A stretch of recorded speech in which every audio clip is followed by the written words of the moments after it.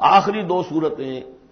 یہ گویا کہ قرآن مجید کے اختتام پر دو پہرے دار ہیں۔ یہ دو صورتیں ہیں کہ جو اصل میں مدنی صورتیں ہیں، نازل ہوئی ہیں مدینہ منورہ میں، اور ان کا زمانہ نزول کے اعتبار سے شان نزول بھی ہے کہ ان کا حضور پر ایک مرتبہ جادو کیا گیا تھا، تو اس جادو کے اثرات کو ظاہر کرنے کے لیے یہ آیات پھر اتری ہیں، اور حضور نے پھر جب ان کی بار بار تلاوت کی ہے تو وہ جادو کے اثرات، ایک یہودی نے کیا تھا جادو آپ پر، جس سے آپ کچھ چیزیں بھول جاتے تھے، کافی آپ کو دیہت کو تکلیف رہی ہے۔ صحیح بخاری کے اندر یہ روایت موجود ہے۔ ہمارے جدید کچھ نیشنلسٹ ہیں اور جو خاص طور پر منکر حدیث ہیں، وہ سمجھتے ہیں کہ اس میں تو توہین ہے رسول کی کہ جادو کا اثر ہو سکتا ہے۔ رسول بھی اس اعتبار سے بشر ہوتے تھے، تلوار کا اگر کاری زخم پڑا ہے تو خون نکلا، اور خون نکل گیا تو زوفتاری ہوا ہے، زوفتاری ہوا تو بے ہوشی بھی ہوئی ہے۔ یعنی یہ جسم جو ہے ان کا، اس کے اعتبار سے جو بھی بخار آپ کو چڑھا ہے، بخار میں تکلیف ہوئی ہے، عالم نزع میں نہایت شدید تکلیف ہوئی ہے، تو اس حوالے سے یہ نہ سمجھیے کہ وہ بشریت کے جو لوازم ہیں وہ ختم ہو جاتے ہیں، لیکن اللہ تعالیٰ کی طرف سے انہیں ایک مقام ملا ہے، ایک عصمت ملی ہے، ایک بزرگی ہے، وہ اپنی جگہ پر ہے۔ تو جادو کا وہ واقعہ بالکل صحیح ہے جو ہوا ہے، لیکن اس کے لیے اب یہ دو صورتیں ہیں، اور یہاں خاص طور پر نوٹ کر لیجئے کہ یہ معوذتین، یہ ایک صورت بھی ہو سکتی تھی، لیکن قرآن حکیم میں جو عام مزاج ہے کہ صورتیں جوڑوں جوڑوں کی شکل میں ہیں، تو دو حصوں میں تقسیم کر دیا، اور اس کی تقسیم کیا ہے؟ ایک وہ چیزیں ہیں جو انسان پر باہر سے حملہ آور ہوتی ہیں، اور ایک چیز وہ ہے جو انسان کے اپنے اندر سے حملہ آور ہوتی ہے۔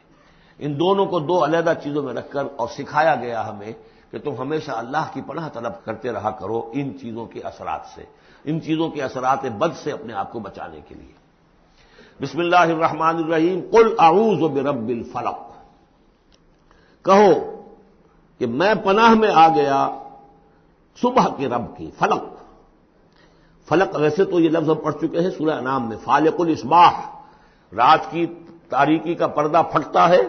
اور سپیدہ سحر نمودار ہوتا ہے، یا گٹھلی فالق الحب والنوائے، تو وہ جو گٹھلی ہوتی ہے وہ بھی پھٹتی ہے تو اس میں سے دو پتیاں نکلتی ہیں تو درخت بنتا ہے۔ اس اعتبار سے فلق سے مراد یہاں صرف صبح نہیں ہے، بلکہ جو اگلی صورت میں آ رہا ما خلق، جو بھی کچھ اس کائنات میں اس نے پیدا کیا ہے در حقیقت وہ عدم کا پردہ چاک کر کے اس کو وجود بخشا ہے، عدم سے، عدم محض سے، کریشن ایکس نہیلو، بغیر کسی شے کے کسی شے کو بنانا۔ تو قل اعوذ برب الفلق من شر ما خلق،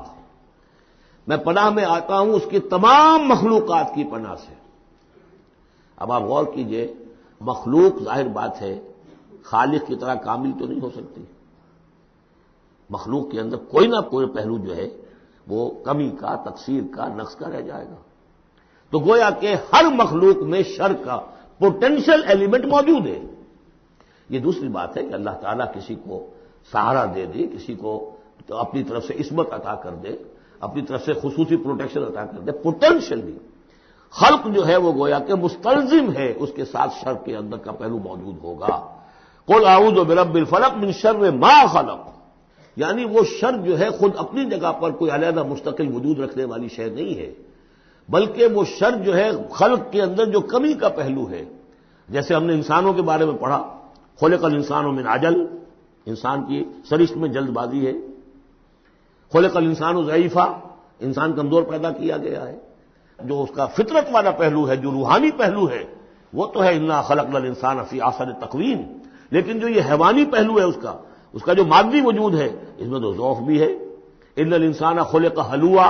اذا مسہ الشر جزوعا واذا مسہ الخیر منوعا، تو یہ تمام چیزیں جو ذہن میں رکھیے۔ قل اعوذ برب الفلق من شر ما خلق، جو بھی مخلوقات ہیں ان میں سے جو بھی شر کا پہلو ہے میں اس سے اے پروردگار تیری پناہ میں آتا ہوں۔ ومن شر غاسق اذا وقب،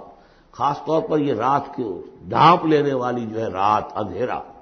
یہ ظاہر بات ہے اسی پھر رات کے پردے میں چوری بھی ہے، ڈاکہ بھی ہے، اسی میں پھر غول بیابانی جو ہے، شیاطین جن ہیں ان کا بھی جو حرکتیں ہوتی ہیں،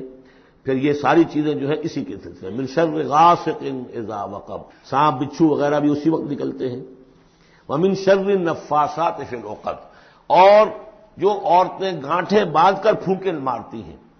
یہ جو بھی ٹونے ٹوٹکے ہوتے ہیں اور اس کی وجہ سے لوگوں کو نقصان پہنچایا جاتا ہے، گویا کہ یہ بھی اس کے اندر بھی کوئی حقیقت ہے، یہ سفلی عملیات بھی ہیں، ان کے بھی اثرات ہیں۔ جیسے کہ ہم جانتے ہیں کہ جادو جو ہے حق ہے، برحق ہے، اگرچہ کفر ہے۔ شراب کی تاثیر ہے لیکن حرام ہے۔ کچھ نہ کچھ حقیقت ان لکیروں میں بھی ہے، لیکن ہمیں روک دیا گیا کہ ان کے چکر میں مت پڑو۔ یہ جو منجمی ہے، نجوم کی حرکت، اس میں بھی کچھ نہ کچھ حقیقت ہے لیکن روک دیا گیا۔ تو کسی چیز کا ہونا بالفعل یہ اور شے ہے، لیکن اس کا جائز ہونا یہ اور شے ہے۔ تو بالفعل یہ عملیات ہیں جو سے اچھے اعمال ہیں،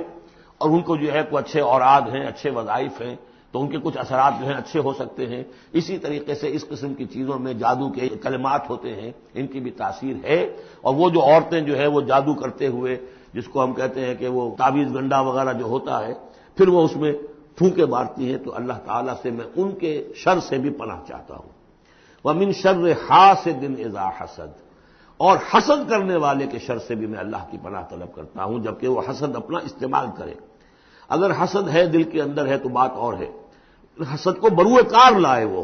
اور وہ انسان کے درپے ہو جائے اس حسد کی وجہ سے اس سے کوئی نقصان پہنچانے کو۔ اور اسی کتابیں ہے عین، العین حق، کہ اگر انسان اس حاسدانہ نگاہ سے کسی کو دیکھتا ہے اس کے بھی اثرات ہوتے ہیں، اور اس دیکھنے کے بھی کچھ برے اثرات جو ہیں وہ ظاہر ہو جاتے ہیں۔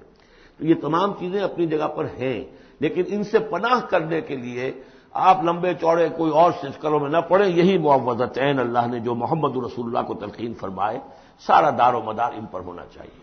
تعمذ کرتے رہیں، اس لیے کہ ہم پڑھ چکے ہیں سورہ بقرہ میں کہ حضرت سلیمان کے زمانے میں جنات جو تھے انہوں نے یہ سارے کام شروع کیے تھے، اور لوگ ان سے سیکھتے تھے جادو ٹونا، اور آج بھی نقش سلیمانی کے نام سے بکتے ہیں اس قسم کے جو بھی تعویذات ہوتے ہیں، اور وہ ایک دھندا بنا ہوا ہے۔ تو اس کو لوگوں نے سیکھا، اور وہ لوگ جو ہے آج بھی ہمارے ہاں یہ چیزیں چل رہی ہیں، لیکن یہ چیزیں حرام کی گئی ہیں، اور کہا گیا ہے کہ کوئی کسی کو نقصان نہیں پہنچا سکتا جب تک کہ اللہ کا اذن نہ ہو۔ اگر یہ یقین انسان کے دل میں ہو تو پھر اسے کوئی نقصان نہیں ہوگا۔ اور ویسے تو یہ ہے کہ تکلیف اللہ کی طرف سے کسی وقت آ سکتی ہے، بغیر اس کے کہ کوئی اور آپ کو پہنچائے، اللہ کی طرف سے خود بھی آ سکتی ہے۔ بارک اللہ لی و لکم فی القرآن العظیم ونفعنی وإیاکم بالآیات والذکر الحکیم۔